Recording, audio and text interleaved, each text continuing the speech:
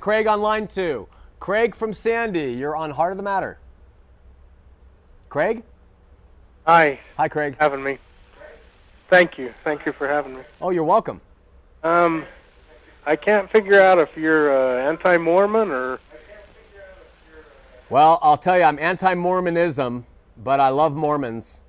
And I'm different than some critics of the church because I do believe, and this is going to cause heat from the Christian side, but I do believe there are Mormons who are saved. And I do believe they know the Lord and have coming to know the Lord and are in progress in learning to understand Him. So a lot of counter cults will say, you know, that's impossible. They're all going to hell. And I just don't take that position. But I am anti-Mormonism because Mormonism, the doctrine, does not teach biblical Christianity, and so I got to stand against it. Do you believe Joseph Smith was a prophet? No. No. I believe Joseph Smith was a man with good intentions who got caught up in his own ego, and he kind of ran with it. And I want to tell you something. This might sound egotistical, but I resonate to Joseph Smith because you can use your charisma and you can use your strength and you can use a lot of things to lead people, and you can keep going and make it bigger and bigger and bigger.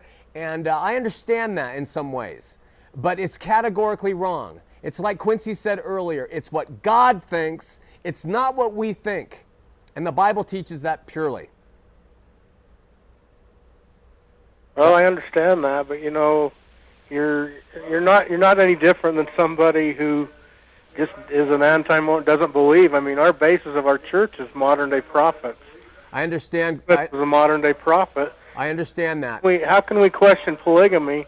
It's like Abraham questioning whether or not he should kill his son. He didn't understand it, but God did. There's a huge difference, Douglas. It was Abraham's wife, Sarah, who told Abraham to take the polygamous wife. It wasn't God. There's a huge difference. It was God who told... That's an interpretation. Oh, it's not an interpretation. That's biblical truth. You don't understand the whole story. He was testing to see if Abraham would do what he said. Are you talking about polygamy, or are you talking about the sacrifice of his son? Sacrifice.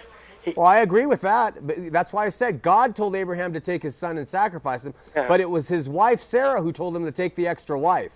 That was Sarah's way of fulfilling the promise that God had made. Sarah said, you know what? It's not happening. I'm not having children. Take my handmaid. Let's do it this way. And Abraham said, okay.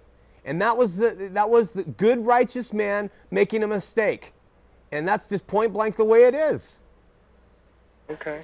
And one other thing is, if that's the case, let's say that they practice that. What does polygamy have to do in 1820 in a civilized society when Jesus has already come and atoned for the sins of the world? Oh, what does it have to do? Douglas, we're going on. I appreciate your call, and I like your tenor. Thank you for being kind. Okay, brother. Take care. Bye-bye.